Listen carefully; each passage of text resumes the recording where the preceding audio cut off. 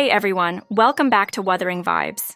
Today we're diving deep into everything we know so far about Cantarella, the upcoming 5-star Havoc Resonator set to release in version 2.2, and some other info related to version 2.2 will also be covered. So if you're wondering whether to pull for Cantarella or save your rights for later, stick around because we're breaking it all down. Let's get started.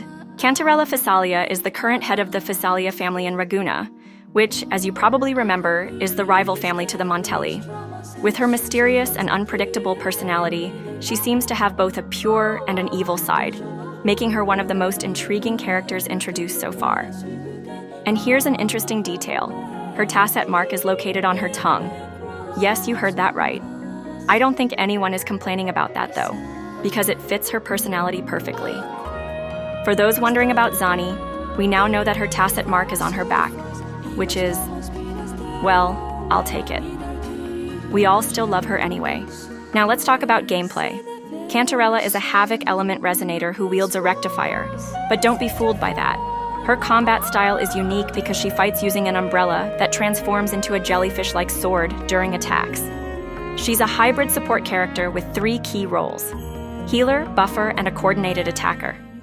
She's designed to be a fantastic support for Frolova, the upcoming 5-star DPS resonator expected in version 2.5. So if you're planning on pulling Frolova, you might want to grab Cantarella now to build an insane Havoc-based team.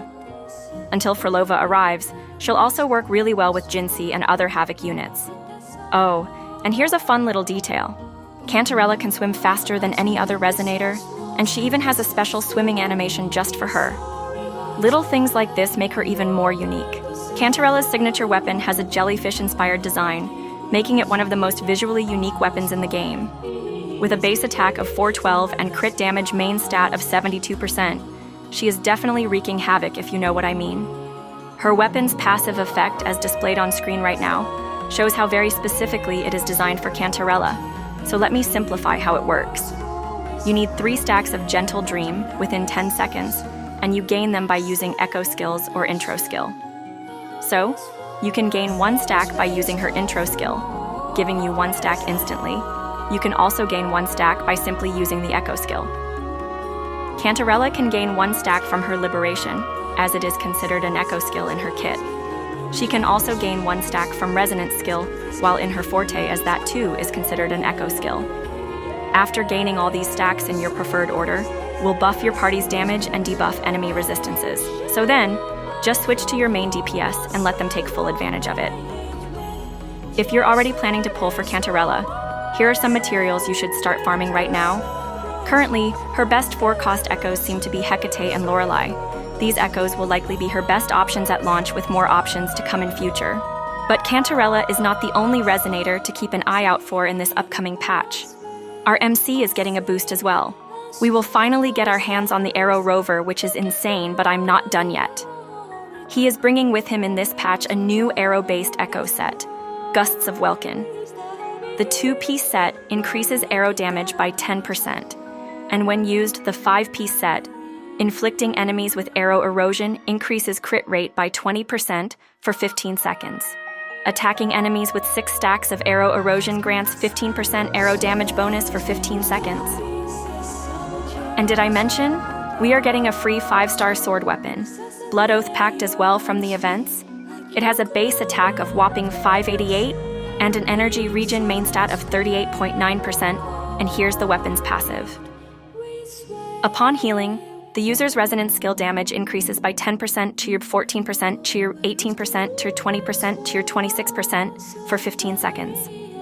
When the Rover, Arrow, resonance skill ephemeral phase hits a target, it reduces the target's arrow resistance by 8%, 11.2%, 14.4%, 17.6%, 20.8% for 30 seconds. What a great time to be a Wuthering Waves player, right? Well, the devs are adding a quality of life feature which many players dreamed of and is now becoming a reality. They are adding something called the Oscillator in the game. If you consume the Oscillator, you can reconstruct the first main status of the specified echo to the attribute of your choice. Only unreinforced 5-star echoes can reconstruct data. That is awesome. A wholehearted thanks from me to the devs for adding this feature in the game. The devs has also added an auto-running feature in the game, which also really cool. In 2.2, we are also getting a new hologram boss, Dragon of Dirge, as well as some new map expansion to further explore Resonator. And lastly, good news. Both Camellia and Shorekeeper are getting their long-awaited reruns in 2.2. While we don't know the exact order yet, they'll most likely be together in Phase 2 of the update. So if you're looking to add either of them to your roster, this is your chance. Especially Shorekeeper, guys. She is definitely a must-pull for your account, trust me. Don't miss out on her this time. That's all for today's video, guys. So now I want to hear from you. Are you pulling for Cantarella, or are you saving for someone else? Let me know in the comments. As always, don't forget to like, subscribe, and hit that notification bell so you don't miss out on any Wuthering Waves news and updates. My name is TJ, you're watching Wuthering Vibes, and I'll see you in the next one. Peace out.